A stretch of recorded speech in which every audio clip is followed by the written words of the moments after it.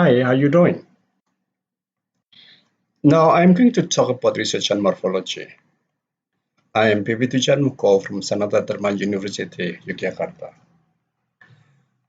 Now let's start with the concept of morphology. Morphology is a branch of linguistics which studies the formation of words. The discussion on morphology generally covers the processes of the formation of words and the morphophonemic processes which occurs in the formation. English morphology on the description of the word formation in English has been widely and thoroughly done. However, as science and technology develop, new words are added every day, and morphology still finds its place in the discussion of language or linguistics. Now, let me talk about the morphological processes in English. We have several morphological processes. The first is affixation. You have like realization is from realize plus tion, and then developmental is from development plus l. That's affixation. Then we have compounding like dark room and greenhouse. Dark room is different from dark room, which is a room which is dark, and dark room here is a room which is used to process photos, pictures in the black-white era. And greenhouse is a house which is used for planting flowers and other small plants. Now we have acronyms like LASER, which stands for light amplification with stimulated emission of radiation, and radar, which stands for radio detection and ranging.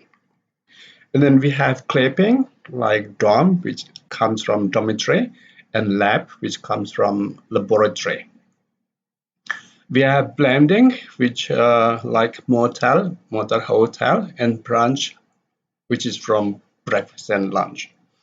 And then if you have coinage, Sanyo, which is a brand, but now in several places it is used as used to refer to a palm, water palm. And Kodak, which is a branch of camera, and now it's also used to refer to a camera in general. And then if you have back formation, like in televise and donate, televise is from French television, and then because we have also tion in English, like in realization, then from television it becomes televise. Donate from donation, which is also borrowed, and then because of the shen or yin suffix in English, then the donation and the shen in donation is cut, and we have to donate. And then we have morphological misanalysis, like in cheeseburger, which is related to hamburger, which is named in German. But because of the ham and burger, then we also have cheeseburger, chicken burger, and another burger. You have a monokini, which is in fact from bikini. Bikini is a two-piece clothing for women. And then because only one piece is put on, and then we have the monokini. Bikini is the name of an atoll. So this is a morphological misanalysis. And finally, we have a functional shift, like in bite. To bite is a verb, and have a bite is a noun. Place is a noun, but you can also have to place something on something else as a verb. So these are the 9 common morphological processes in English, and a study of morphology in English can take 1 or 2 or probably several or all of the processes. We have a thorough study on morphology. Then we have morphophonemic processes. The first is assimilation, a process in which a sound becomes more similar to the nearby sound. We have like description, and which comes from to describe with a b as a voice, and then you have description. Because of the shen influence, and the b become p voiceless. You have illegal, which comes from in and legal, not and legal. Because of the influence of legal, then the in here becomes illegal. We have consonant change from like a musician, from music, and plus the suffix yen, and then it becomes musician. The k becomes s. And the same thing with the magician, which comes from magic, and then because of after the ending of yen here, the k sound becomes s, magician.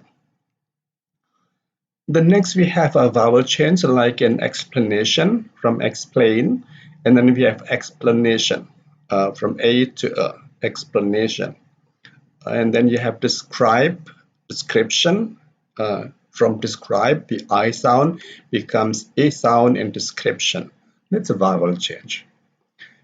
And then we also have a stress shift. So affixation can be followed with the stress shift, like an influential from influence. Influence, the stress is on influence, the first syllable, and then the adjective you have influential, the third syllable. Economical, economical, and the stress is on the third syllable, which is economical comes from economy, a noun. The stress of economy is on the second syllable, and then when it changes into an adjective, it becomes economical. Number 5, we have deletion. Here you have a consonant which is deleted, like in decision, from decide. So the d sound is deleted in decision. The same thing happens in collision, from collide, in which the d sound is deleted in collision. And then we have linguistic research. Linguistic research is research on language, a study on language. And as I have explained in the previous discussion, you have two kinds of linguistic research. The first is theoretical research, which aims at describing or explaining how language works as a system.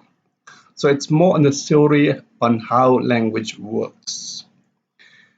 The purpose of theoretical research is to develop or to elaborate a linguistic theory. It becomes more elaborate with the study. So the aim is to develop, to elaborate. It becomes, it gives more details on a certain linguistic theory. Then it can also has an aim of confirming a linguistic theory, to confirm whether the theory is acceptable in another language or in a certain context or not. That's a confirming linguistic theory. So these are the aim of a theoretical research. We have describing how language works, developing, elaborating a linguistic theory, and confirming a linguistic theory. The aims is connected to how language works as a system. The second kind of research is practical research. So it's different from the theoretical research in which it has the aim of to describe how language works. And a practical research is more on the use of the theory of linguistics for practical purpose. The first aim is understanding a text as a form of language use. A text here can be written or spoken. So the purpose of a practical research is to understand a text as a form of language use, because language and the main function of language is for communication, and a text, whether it's spoken or written, has the purpose of communication, for communicating. Then practical research also has the aim of appreciating a text as a product of language rules. We can appreciate, we can see the beauty, we can see the choice of the sentences, we can see the choice of lexical items well, so that we can appreciate the text. So these are the purposes of a practical study. A practical study on linguistics. It does not aim at developing a theory. The aim is purely on understanding a text and appreciate the text. Probably we find the ideologies, we find the style, or we find other elements of the text, but it does not aim to contribute to linguistics. Probably it contributes indirectly, but the main purpose is to appreciate the text, to understand the text. Now, for the discussion, I'll take two topics on morphology. The first is the formation of information and communication technology, or ICT terms in English. This kind of study is both morphological and semantic study. It's morphological because it aims to find out how words or terms are formed for the ICT. And then it's also semantic because it aims to understand, to explain the meaning of ICT terms. And then the second topic, I will take English compound words in Cormac McCarthy's The Road. It's a novel, an American novel, a famous novel by Cormac McCarthy. The study here is about compound words. The methodology in linguistic or on language research usually covers or should cover the type of the study in the field of linguistic, whether it's a morphological, phonological, semantics, or it's a other branches of linguistics. It's a type of study. If we have a text study, then probably the text study still takes an approach, for example, system functional grammar or morphology or the main branch of linguistics as a tool to analyze a text. So the first thing is a type of study. In the methodology, we need to mention the type of study. And then we also need to mention or to explain the data source, where the data comes from, on the object of study. We'll talk about the object of study later. Now, when we have a data source here, the term is data source, we need to talk about the reliability of the data source. And then we need also to talk whether the data source really represent the use of the language or not. And then in the methodology, we also need to talk about data collection. Data collection, how the data are collected. Here we have three criteria for data collection. The first is comprehensiveness. The second is balance. The third is cyclicity. Sorry for the mistake over here, it must be number 3. So these are the criteria for data collection: comprehensiveness, balance, and cyclicity. And then the next step, the next item it should be number 4. The next item in methodology is data analysis. Here we have two things in data analysis in linguistic study, namely the FIE and TC. FIE and TC. I will use systems on these acronym frequently in the discussion of linguistic study. FI stands for feature identification, FI. So the first step in data analysis is to identify the feature. And then the second step is to classify on the data classification. Now let's talk about data source. Oh, sorry. It's about the type of study first. The type of study. For the first topic, it's about morphological study. So ICT terms for ICT terms. It's information and communication technology terms. And the study is a morphological study because we want to know the morphological processes which are used to form the terms. And then, for example, if you have fanfold or bit or pixel, fanfold is a compound word. It's from fan and fold. Bit is binary digit. That's an acronym. And pixel is also an acronym. It's from picture element. So here in the study of ICT terms, the first object of study, the first aspect of the study is the formation of the words or the terms in English. And then we have a semantic study, because sometimes a term in ICT is not a new term. It's not formed from another word or from a word with plus affix or two words combined into one or into an acronym, but it's just a matter of semantic, a matter of meaning. For example, you have the term mouse. A mouse is, the word mouse is already present, was already existed in English, and then the mouse, which is an animal now, is used as a name of an object in an ICT. The same thing is a keyboard and highway. Highway is kind of street, and highway in a ICT means something else. So how meaning is developed in ICT. Now here semantic processes are non-morphological. So we have two kinds of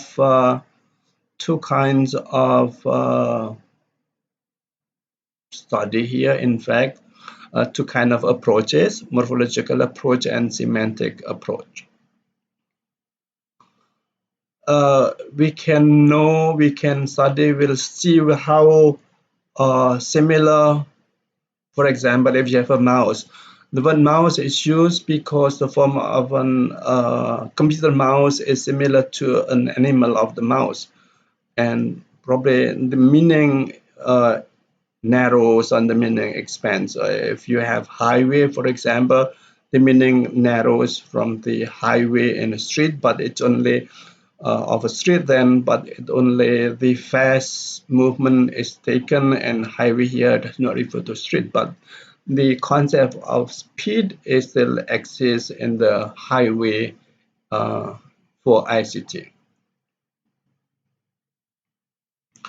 Now, the data source in the study of ICT terms. The first is the data source. We can have several kinds of sources. The first is the index of ICT books. So if we have a book on ICT, we usually have an index at the end of the book, and we have a list of the terms, and then we can use the list as the data source. We also have lists of ICT terms in the web. So if we Google, we type ICT terms or information and communication technology terms, then probably there are already lists of terms in the web. Another possible source is the dictionary. It's written by Colin, Dictionary of ICT. It's already in the first edition, published in London by Bloomsbury in 2004. Now, of the three kinds of sources, I think the last source is the best source. It's the best source because of the following reason. The first is about the reliability. So the dictionary is published by a big publisher. The publisher has published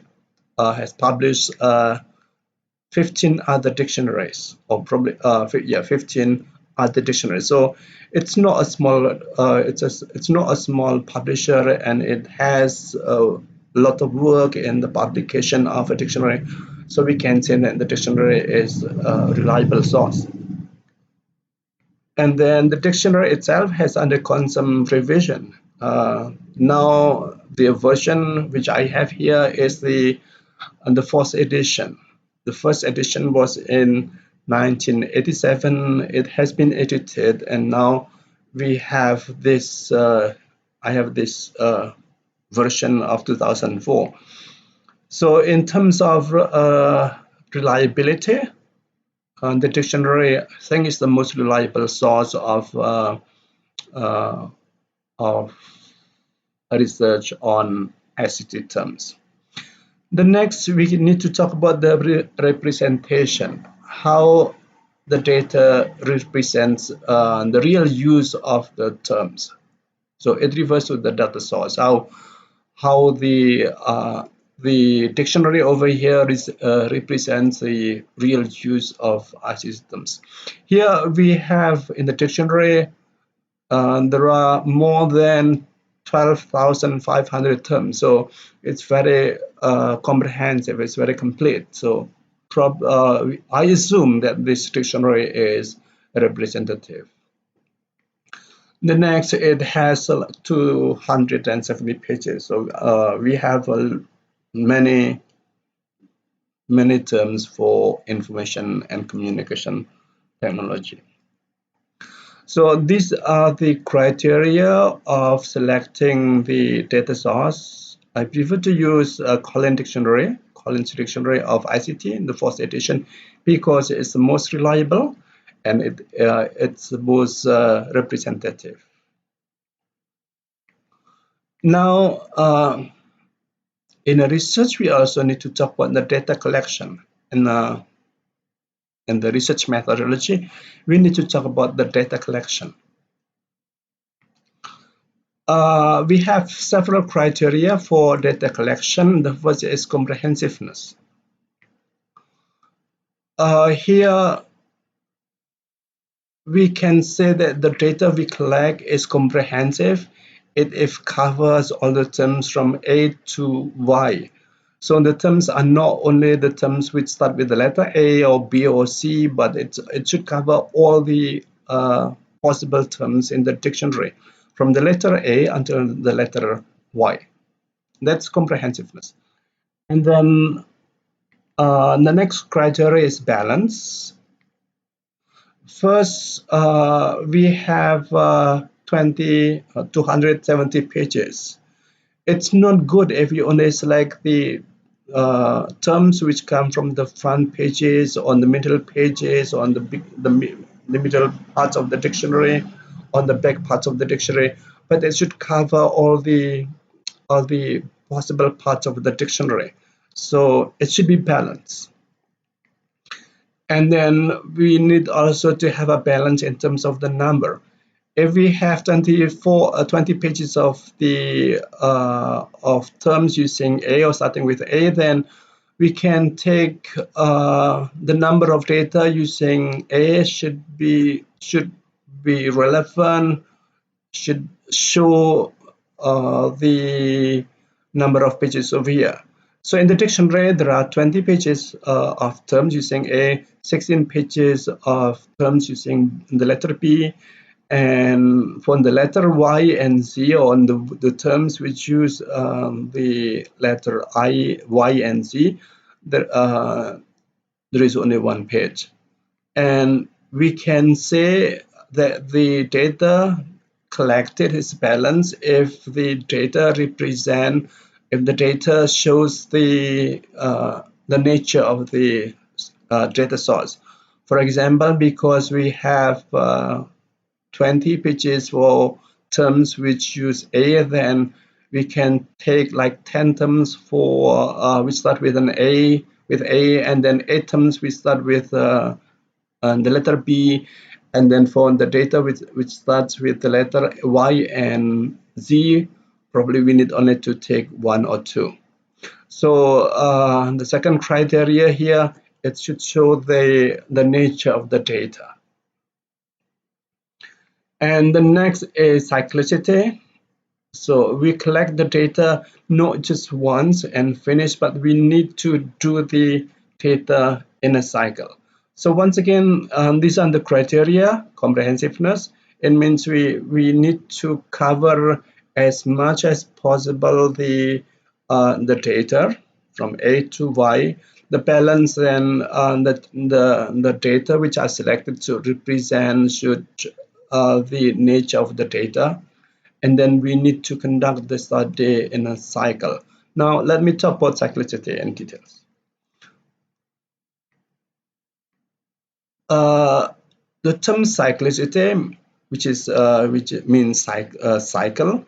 So we do not collect the data and then finish with, and then we start with analysis, but we collect the data in one cycle, we analyze, and then we move with the second cycle, and then we analyze, and then we move with the third cycle, and then we analyze again.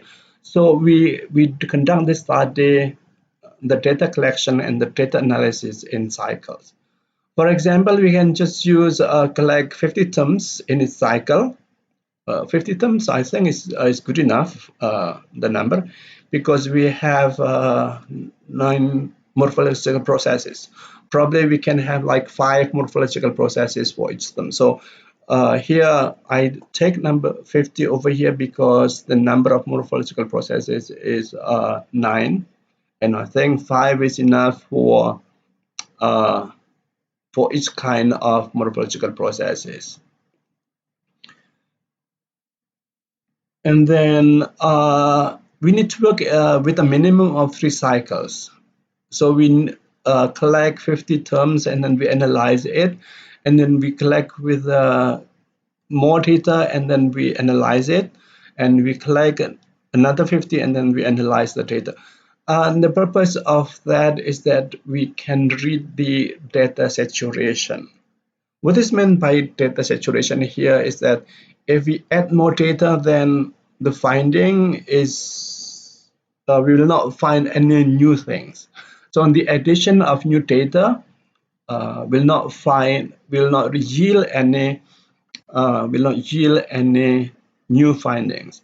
And then if we have data saturation, hopefully we also have a theory saturation. We can come to the most subtle of analysis from the major feature, and then we come to the more intricate subtle features, so that we can have an exhaustive analysis of the data, and we reach a theory saturation. It's in details. The result of the data collection will be in the form of table. So every step in data collection and analysis should be recorded, should be documented well. For the data collection, for example, we can have the result will be in a table like this. So we have number and terms, a band, a chromatic, and so on and so on. So we have a list of 50 terms, and then after that we analyze the data, the 50 terms. Let's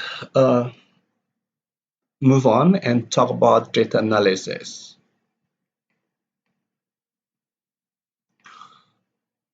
So we work in cycle. In cycle one, we work with 50 terms. And then in stage one, we analyze, or we do the FIDC process. What is meant by FI here is feature identification. So we identify the morphological process which form a term. The first feature of the term is the process. Here we have a term, for example, AF for affixation, and CW for compounding word, and PL for blending, and CL for clipping. So to be consistent, I use 2 letters for each of the morphological process. So the first step of data analysis is identifying the feature, and the feature for a morphological study is the morphological processes. And then after we identify the features, after we giving code or assign code to the data according to the processes, we will have a data classification. What is meant by data classification is simple. We just classify the data according to the morphological processes. And then the result of this is we have tables of terms classified according to the morphological processes. We have a table of terms using a form with affixation. We have a tables of terms formed with a compound word, and we have tables of terms formed with a blending. So table of terms according to the morphological processes over here. And then we have tables of terms developed using semantic processes. After that, we have terms developed using processes, because not all the terms are developed morphologically, but it's just a matter of shift of meaning or addition of meaning, so that we have another a new term. Now, the next is about still about data analysis. We have stage 2 of affixation. So we are still doing with the affixation in stage 2. And then we have feature identification again. So in a linguistic study, in language research, the process can be called with the FIDC process. It's a feature identification and data classification.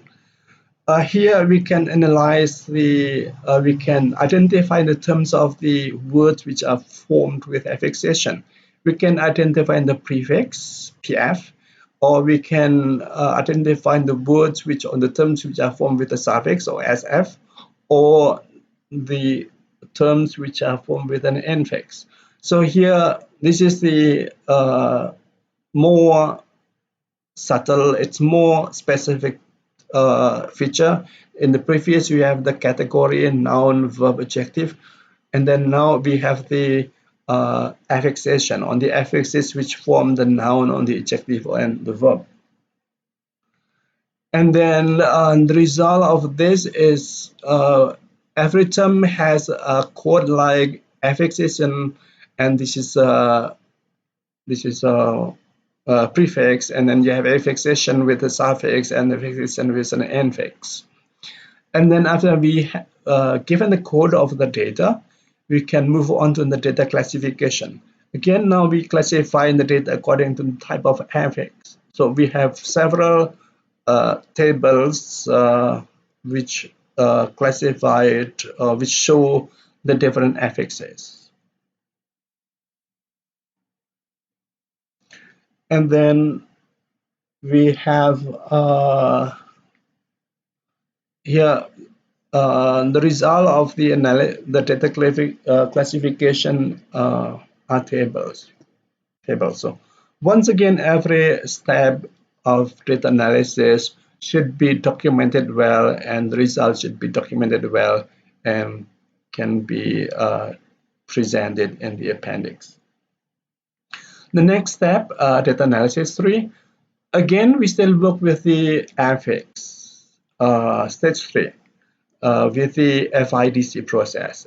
We have the feature identification. Now we in the previous FIDC process, we identify the type of affix, prefix, suffix, and infix. Now we identify the terms further into the individual affixes. We classify the terms according to the suffix er, Asian, and men. So now we have groups of words according to the individual affixes, not according to the position of the affixes anymore. And then we have the resulting in terms with the affix. So we have groups of terms with the affixes.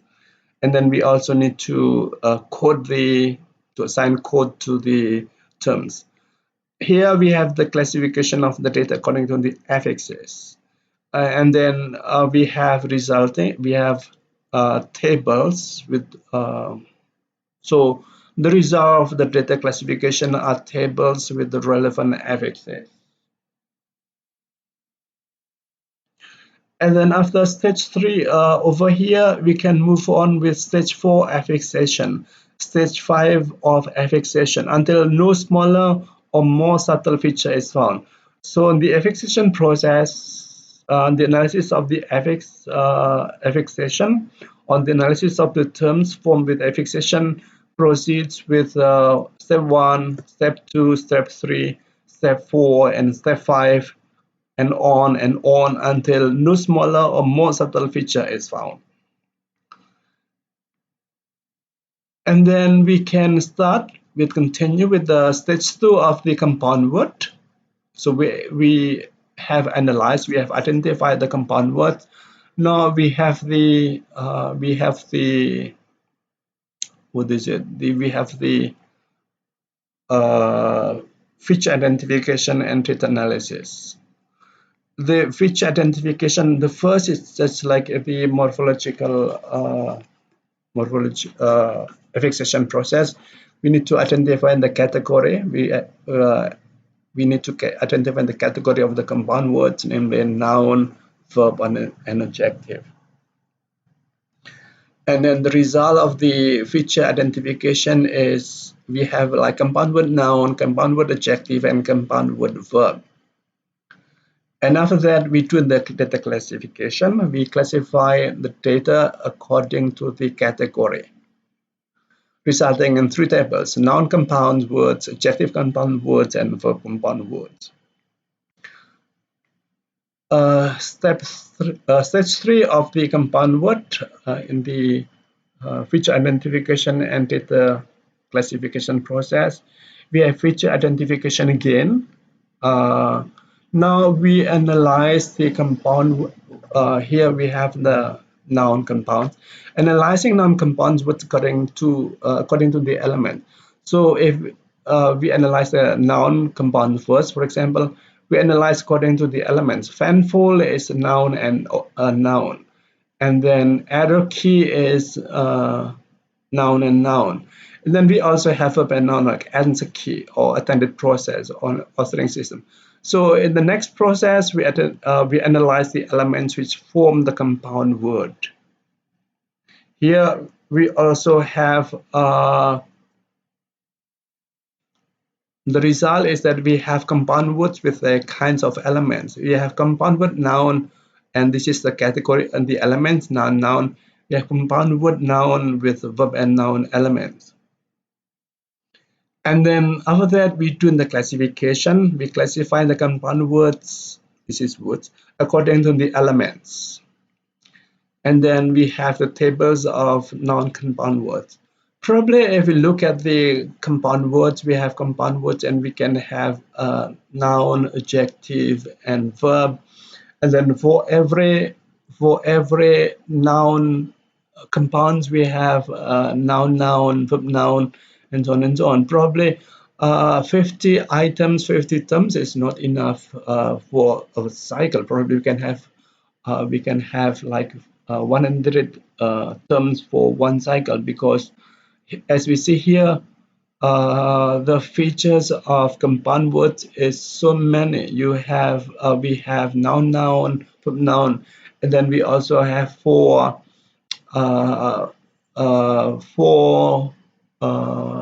adjective compound words. We also have different elements. For verb compound words, we also have different elements. Probably if we only have 50 words, we will not have a sufficient number of compound words. So 50 words, as we see over here, turns out to be insufficient number. And in that case, the change of the number of data can be revised, and then we can have a bigger number. And then we continue with the stage of 4 compound word, 5 compound word, until no smaller or more subtle feature is found. As I've mentioned, we have compound word noun, compound word adjective, compound word noun, verb, and adjective. And then you probably also have 4 different kinds of stage 4 for compound words, 3 different kinds of stage 5 for compound word, because we have 3 categories, 3 major categories. Probably we also need to add not just noun, verb, and adjective, because we also have compound conjunction, compound preposition. For example, outside is a compound word, and however is also compound word, how plus ever. So again, we need to be very rigid, very careful in identifying the number of uh, the number of data.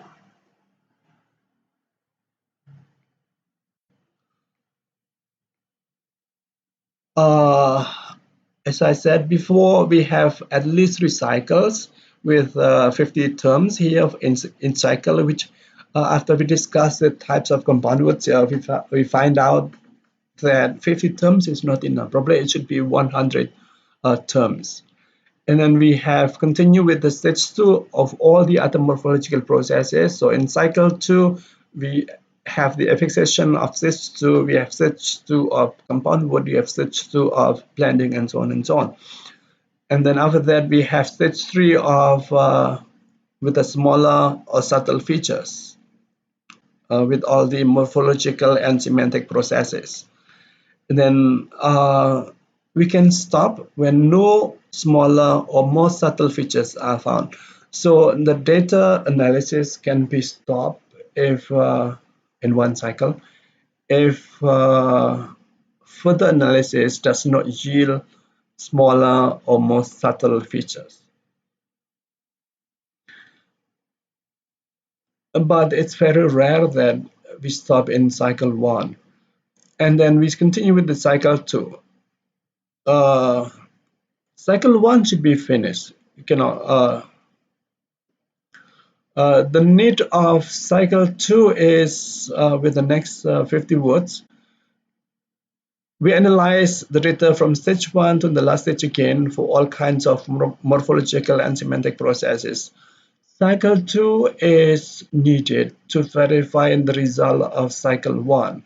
So we complete cycle 1 with all the details and then we continue with the cycle 2 for finding more analysis, for finding more feature identification.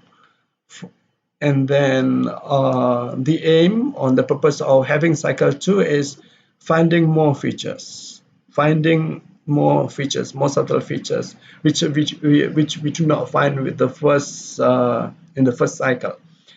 So cycle 2 has two purposes. The first is to add more data in the with the aim of finding more features. But if no features are found anymore in cycle 2, then the analysis of in cycle 2 can be used as a verification of what we have analyzed in cycle 1. And then stop in cycle 2 if the features in cycle 2 are exactly the same as those in cycle 1. So we do not have anything new in cycle 2, and cycle 2 is mainly for the verification of cycle 1. But if we still have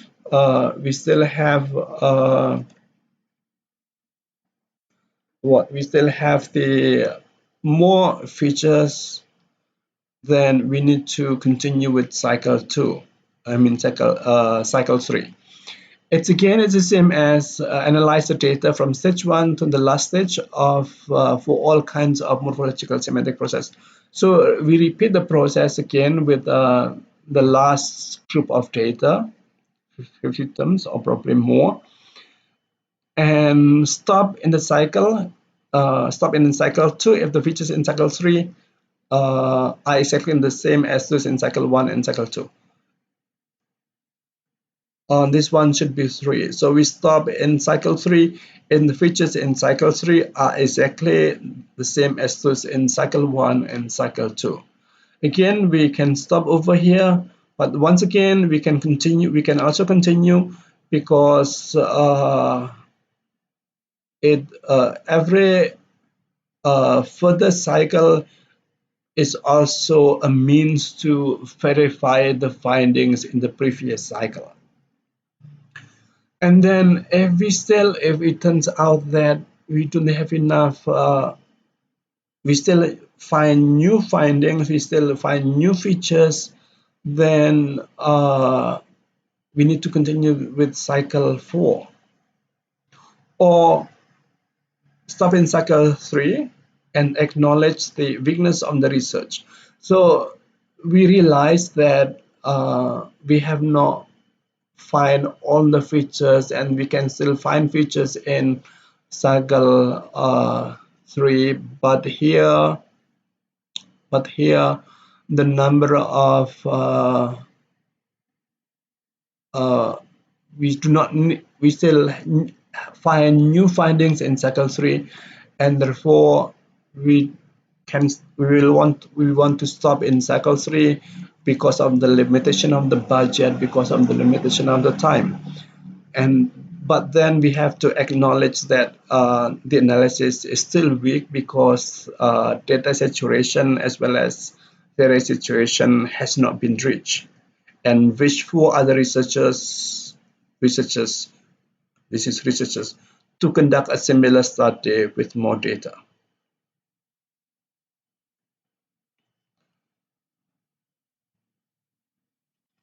The next is data analysis. So this is the kind of the flowchart for ICT analysis. So we have the IC systems, then we identify we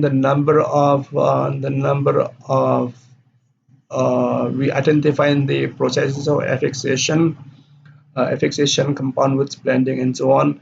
And then from affixation, we identify the category, noun, verbs, and so on. And then we proceed with the identifying the prefix and suffix, and then we go on with the individual uh, prefix and suffix. Then we have compound words, and so it's go on from the first step until we find no more, we cannot find new or more subtle feature. uh, we have the terms over here, morphological processes, categories. This is the can be different according to the process over here, and this is more element relation. If you have compound word, for example, noun, noun, adjective, noun. If you have a blending, then what category you have for the first element and the second element. If you have uh, what is it? If you have uh, morphological misanalysis, then what are the original, what is the origin word, and what is the morphological analysis, what is the result of the morphological analysis. So we need to have a starter analysis over here to have theory saturation.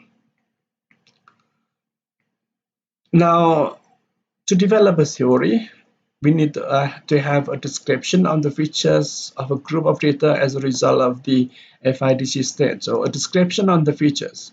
And this is also in the research report, a description on the features of a group of data as a result of the FIDC stage. And then an explanation of the similarities or differences of one group of analyzed data to another group. What is the difference, for example, between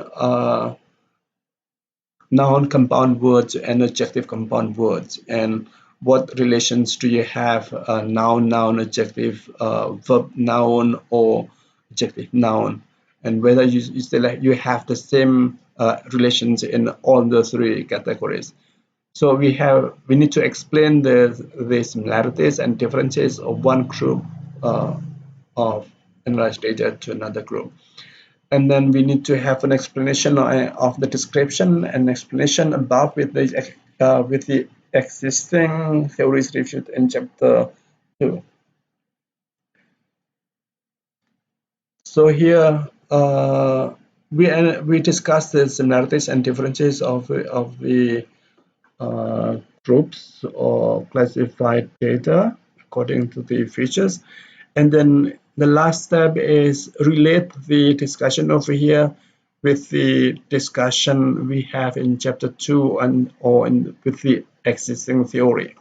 In that case, we can put the place of our research in the current theoretical situation, the current theories of current theories, in the current theories, the existing theories of linguistics. Now, let's move on with the next topic, English compound words in Cormac McCarthy's root. This is a morphological study, and it's the data source is Cormac McCarthy's The Root. It's a novel. The data source is a reliable data source because it's a very good novel. It's a winner of a Pulitzer Prize in 2006. And then, according to the reviews, the novel is one of the 100 most influential novels in the decade. And then the number of pages, its representation is published in 2006, so it's relatively new in 2008. And yeah, it's still in the 2000. And then it has 280 pages, so we can expect to have a lot of compound words in the novel. The genre is post-apocalyptic genre, but it's better if we do not only take one novel because it's because of the genre. The use of compound words is influenced by the genre. The compound words in post-apocalyptic story is different. It's probably different from romance or romantic novel or romance novel or science fiction. So it's good if we can take, for example, 2 or 3 books, prominent books with 3 different genres. Now the data collection. So here, to me, the data source is reliable, although because of the limited time, we only take one genre, and then this is a weakness of the study, and then we can suggest later to other researchers to study with different genres. And then we have data collection. We need to consider the comprehensiveness. It's good if we need to cover as many pages as possible. It's comprehensive. All the pages can be taken or have the possibility of to be taken as the source of data. And then the balance, the number of pages, the novel has 287 pages. And we can probably, to have a balanced data collection, we can, for example, just take 3 compound words taken from every 10 pages. So page 10, every 10 page starting from page 1. So we take 3 compounds on page 1, page 11, page 21, page 31, and so on. And then if we do that, and with this number of pages, probably we can have like 84 compound words. This is in one cycle. So in one cycle, we can probably take like 80 compound words. And then compound words taken in 3 cycles. In cycle 2, we can take the data starting from page 5. So page 5, page 15, 25, 35, and so on and so on. And then in cycle 3, we can take the data from page 10, 20, 30, 40, and so on. And the choice of the pages here to guarantee the comprehensiveness of the data collection. The data are not just taken from the front pages, on the front part of the book, on the middle part of the book, but it's taken from all the possible pages. Because probably because of the topic, because of the discussion, the topic in the early part of the novel are different from the topics or in the discussion in the middle part of the novel and also in the last part of the novel. So the selection of 1, 11, 20, and so on until the last page with 281 to guarantee the comprehensiveness of the data collection. And then if we have 84 compound words in one cycle, probably we will have like 250 compound words. The analysis of the novel will proceed like this. So we have compound words, then we have nouns, which after we collect the compound words, we classify the compound words according to the categories: noun, verbs, adjectives, and verbs, and then we put them into different tables. And then in the next stage about the nouns, we classify the compound words according to the relation on the elements. We have compound words with the noun, compound words with the adjective noun, compound words with verb noun, and compound words with the verb preposition like drop out, passerby, and so on. So and this is stage 3 of noun compound words. And then we also have stage 2. Here we identify the verb Sophia. We have stage 3 of verbs. The same thing. What verbs do we have? What adjectives do we have? What are the elements of the adjective compounds? And then in the last stage, we analyze the meaning. How are the meanings of noun? How are the meanings of adjective noun? For example, if you have a dark room, it's a room which is dark, it's correct, but the room is dark. If you have a greenhouse, it's a house. Is it a house which is green? No. The connection between dark room and the dark room and greenhouse is probably different.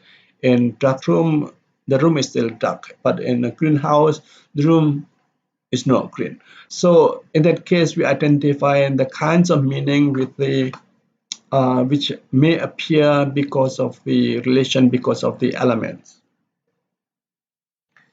Then we have the four compound English compound words features. The first feature can be the category or the word category: noun, verb, adjective, adverb, preposition, conjunction, and other categories. So this is the first category, and this is the what is it? This is the FI. The first FI is FI feature identification of the category. The second FI, the second step, we identify the elements of the compound. This is the feature identification stage 2. Noun, verb, and noun. And then we have the probably we can have the element relation. We can have determinative relation, adjunctive relation, complementive relation, predicative relation, or coordinative relation. So we can identify the kind of relation between the element. If you have a dark room, for example, you have adjunctive relation. One modifies the other. Dark room, dark modifies room. If you have push button, you have a complementary relation. The push is the verb and button is the complement. Then you also probably have the predicative and coordinative relation. And then we can identify the meanings of the meanings with the meaning relation between the meanings of the elements, how the meanings of the compound word is connected or is related to the meanings of the elements. So if you have a compound word, the meaning of the compound word can be completely new, or it can be still connected to the meanings of the element. And then you have for compound words, we have how we develop the theories of compound words. We need to to talk about the description of the features of a group of data as a result of the FIDC stage, the feature identification and data classification. And then we need to explain the similarities and differences of one group of analyzed data to another group.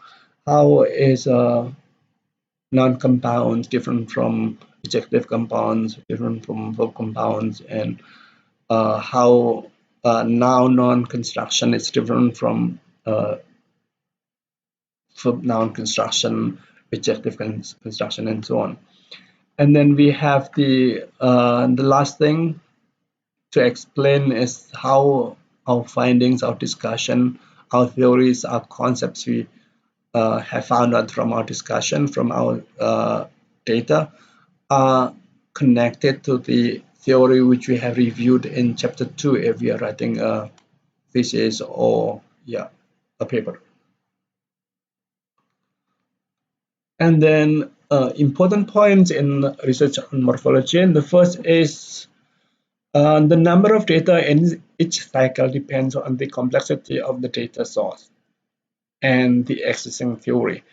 So if we have, this is to revise my presentation, if we have nine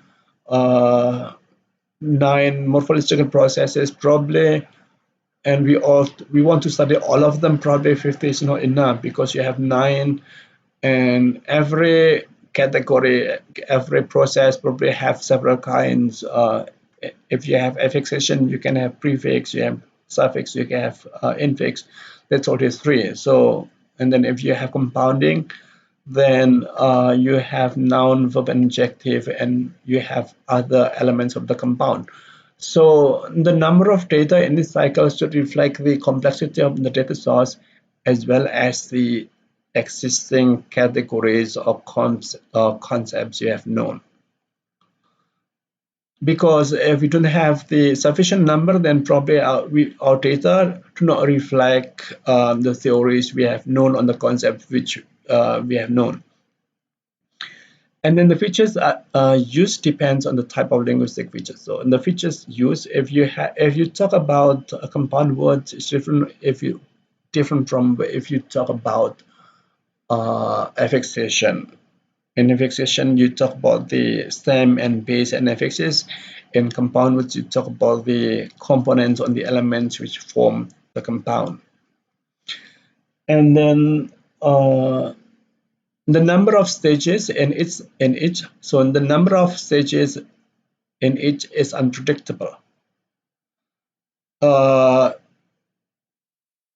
And a new stage needs to be conducted if the classified data reveals significant differences. So if we want to achieve data saturation and theory saturation, then we need to have sufficient number of stages so that we don't our theory is not complete yet. So we need to have more stages to say that this is that we have reached the theory saturation. If we add more data, then we still have the same result. Then all the FIDC stages, so all the feature identification and data classification stages should be documented well in the form of table presented in the appendix. Every stage of data analysis and also data collection and data analysis should be documented well. There is no stage, there is no data analysis without any result. And it should be reported well, it should be documented well, so that if somebody asks you how is the data, how is the result, what is the result of this analysis, then you can so easily, and this is the result of the analysis, these are the data, and this is the feature identification, this is the classification, and later on this is the result. Well, that's all about the research on morphology. Thank you very much. And in my next talk, I will talk about research on syntax. Thank you very much.